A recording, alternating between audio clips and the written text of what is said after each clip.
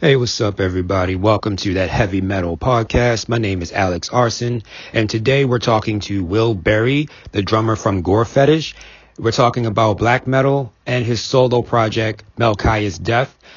Cold Moon is the album that's available now on Bandcamp. So with it being winter, black metal is probably the best thing to really get me through it. And so it was really cool to be able to sit and talk to Will about black metal, the bands that really inspired him and his project, and a lot of the albums that really inspired a lot of Cold Moon, his solo project that came out 2017. With it being the winter, a lot of us kind of get through a little seasonal depression, and the only way to get through, the winter, seasonal depression is good music. And so we're going to talk about music, and we're going to play a little bit of his album after the interview. So right now what we're going to do is going to get right into the interview. Sit back, relax, and here we go. No further ado. Check it out. And has it already been recording? No. I just figured since we're talking about this now, I was like, I probably should get this recorded. Since we're talking about that. But let's get your thoughts on Butte County black metal. Oh man, yeah.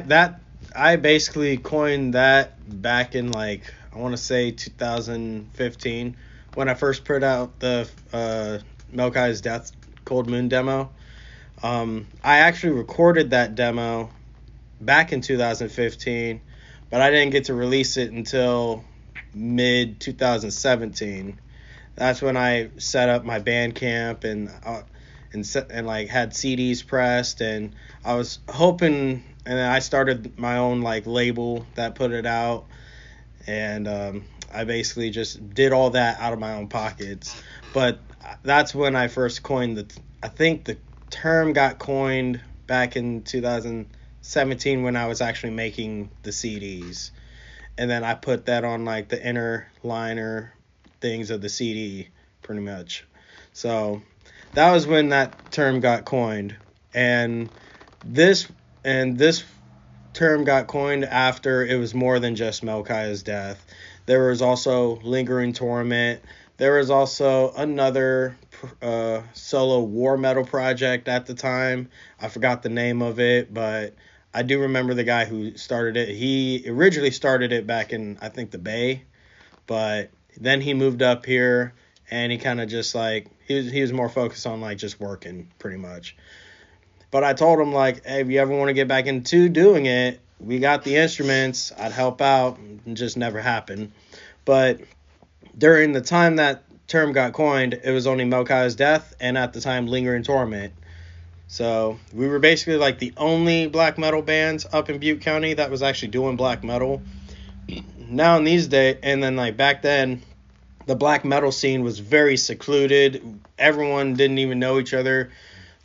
Everyone just stayed in their house, they just did their own thing.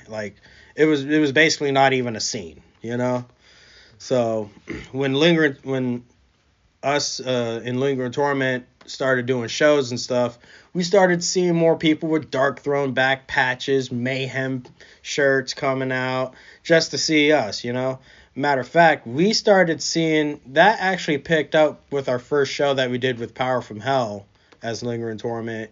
We opened that show, and it was almost half of everybody that came all the way from California just to see Power from Hell. But then they also saw us, and that kind of got our name out a little bit too, from just us doing that one show. And we didn't have anything out at the time. We didn't have no Bandcamp. We didn't have anything. We just had maybe a guitar track here and there uploaded on YouTube from the lead singer's YouTube page. And we were very unheard of, but at the same time we were told that our shit was tight, So it's kind of the same thing how we started with the new project Gore Fetish, which is totally different type of music. But we were basically we first just did black metal, Lingering Torment was more like a mix of black metal and death metal. It was, You know, like, yeah, it's like Black Death, Black and Death, you know. It was like both of those all entwined into just a raw presentation, you know, which also with me, like, what drew me to black metal was the whole beauty and the rawness, you know? Like when you listen to Mayhem's like Funeral Fog, that secondary riff after it goes in, you know, and it's just like dun dun dun dun dun, and just listening to that with Dead on vocals, you know, at first. That's like the best version right there, you know? And it wasn't the live and lip sync version. It was like this totally rehearsed sound quality version. That's the type of sound that drew me to black metal, you know? Also songs like Satanic Propaganda from 1349's Liberation album. That middle riff, you know, that sounded very evil but yet melodic, you know? And with the guitars just sounding so buzzsaw and the drums just blasting, you know? It's like, that is rawness, that is real talent. It is not computerized, it is not fake, you know? Like, that is actually Frost playing the drums from Satyricon.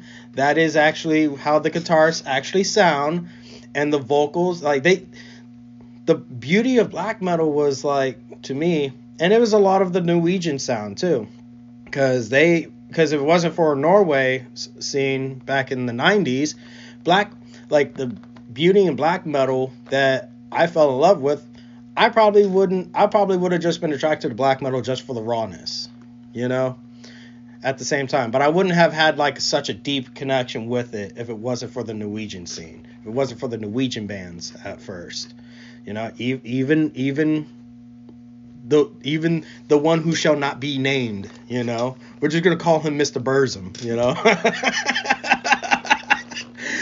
Even him, as much as everyone hates him, as much as everyone hates his politics, like, as a black metal fan, such as myself, even I have to give credit to where it's due. Good music there. Yeah. It is, you know?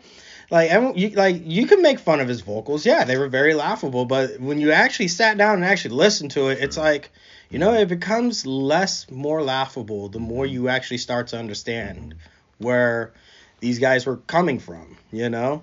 They didn't have Pro Tools back then. Like, Varg didn't have... I named him. I can't help myself, you know?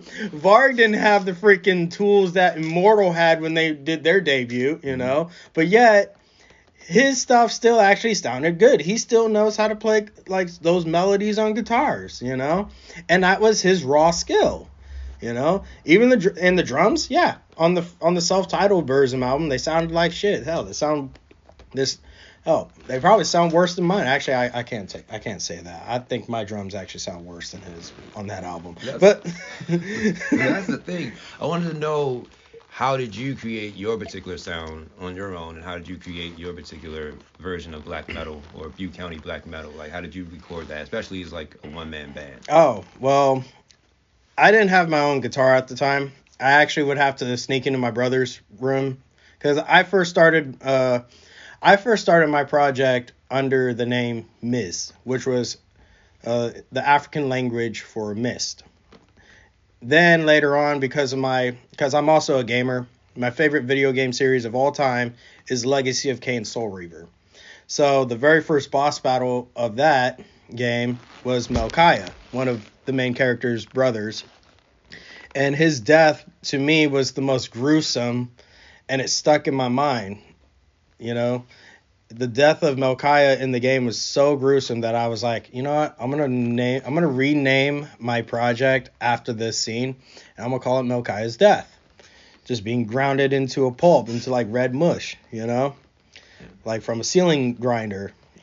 Oh yeah, for a PlayStation Classic, they had I had some imagination. I can't wait for that remaster to come out too. I'm so hyped for that.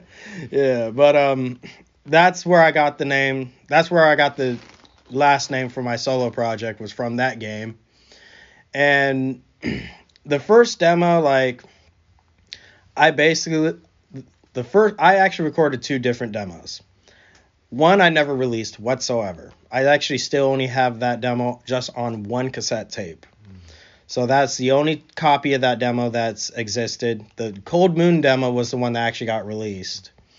And basically I went about recording that with a mic on a piece of Skull Candy headphones, and I recorded the drum tracks through my iPod. And so the drum tracks got recorded through the iPod on that demo. And then my little niece, she gave me her old guitar amp, and that had a line-in plug through that I could just plug into my computer. So I plugged the amp into my computer. I recorded my guitar tracks through that. And then I didn't have an actual bass guitar, but my brother had a bass guitar. So I hooked a mic up to that bass guitar, and I recorded my bass on a regular guitar through the bass amp. Yeah.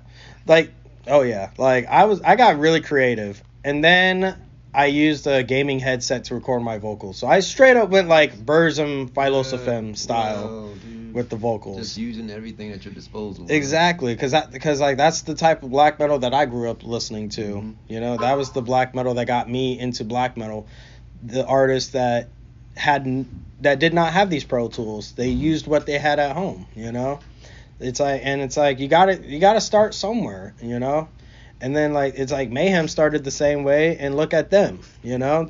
They're now doing, crazy tours and stuff, you know? So, my whole thing is use whatever you got at home. If you really want to start something, you know, use what you have at your disposal, you know? If you're going to use the excuse of saying, oh, it's not going to sound good, oh, it's not going to sound blah, blah, blah, it's like, okay, well then master your stuff before you record it, you know? And while you're mastering, if you want to save up for better recording equipment, do it. If you are comfortable with displaying your raw power, your raw talent, do that, you know? Because at the end of the day, you can make, Pro Tools could get you more money for your product, but is the soul actually in it, you know? Are you doing it, are you going to do it just for the money, or are you going to do it just because you love it? You know, I chose to do it because I love it, you know?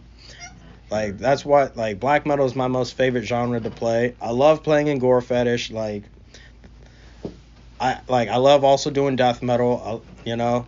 Learning some slam stuff, that was kind of it sounds easier compared to a regular death metal drummer, but it's honestly, kind of hard to, actually get, into it, but once you get into it, it's fun too, you know? So my next question would be, what are your favorite bands or albums that inspired you? Specific bands or albums that really inspired you in your project? Oh, man. Well, with my project right now, back then I was heavily inspired by Dark Throne's Transylvanian Hunger, of course. Back when I first started Melchi's Death, it was a lot of the Norwegian scene, some Swedish bands like Marduk's, Those of the Unlight, and Heaven Shall Burn When We Gather. I was heavily also influenced by Bathory's 1986's Under the Sign of a Black Mark, you know. I was also inspired by Burzum's Det Som Mange Var, Mayhem's Death Crush at the time, you know, I was really inspired by a lot of mostly the Swedish and Swedish and Norwegian bands, and then later on I got more into the Finnish scene, like Satanic War Master with the debut Strength and Honor, and also Caroline's Satanist Madness, you know, those are my top favorite Satanic War Master albums. I also got influenced by Cosmic Church, their entire discography. Also, Suicide by Necrochrist SS. Just all these raw bands that were just doing it raw. That's where the whole point of me wanting to keep Melchi's Death with a raw production came from was because like I love the fact that these are raw bands that are just doing it, and and it sounds raw. They don't have like the whole, like they don't put in a lot of money for production. They just did it because it's like, well, we love doing it. This sounds sick. If you don't like the production of it, then you're not true to black metal, you know? Because when it comes to black metal, the production's the last thing you're supposed to worry about, you know?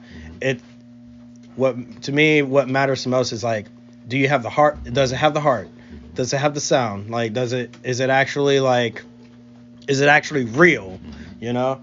That's why a lot of black metal fans, you know, like they talk crap about bands like Damien Borger or Cradle of Filth, because it's like they go all out, you know, and it's like, well, yeah, but those bands didn't have that stuff to begin with too, you know.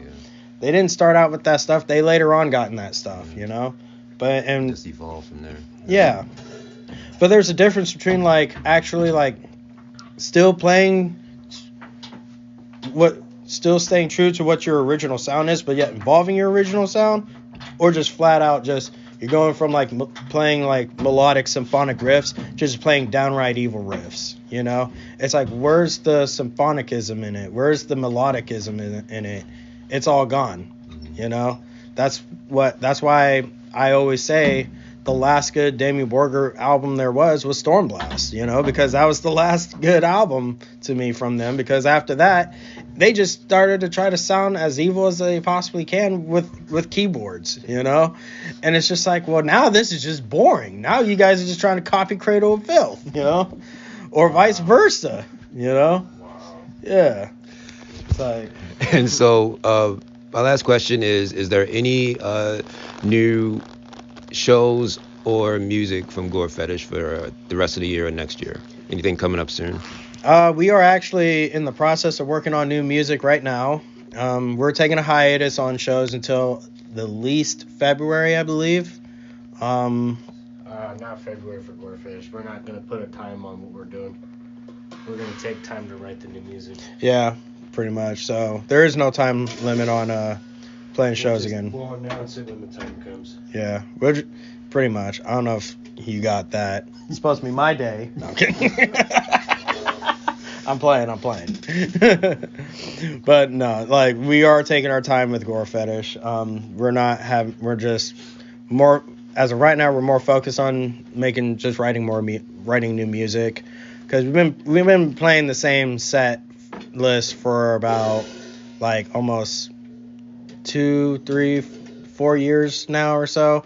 It's about time we actually like start 3 years.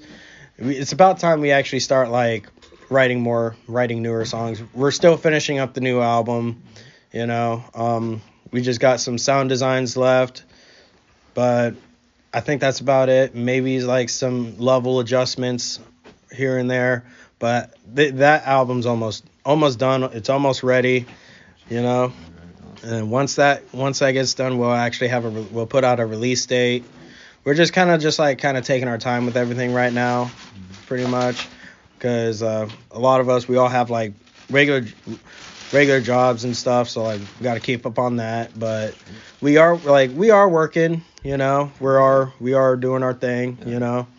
We're just like in our pretty much, you know, because you don't want to rush something great, you know.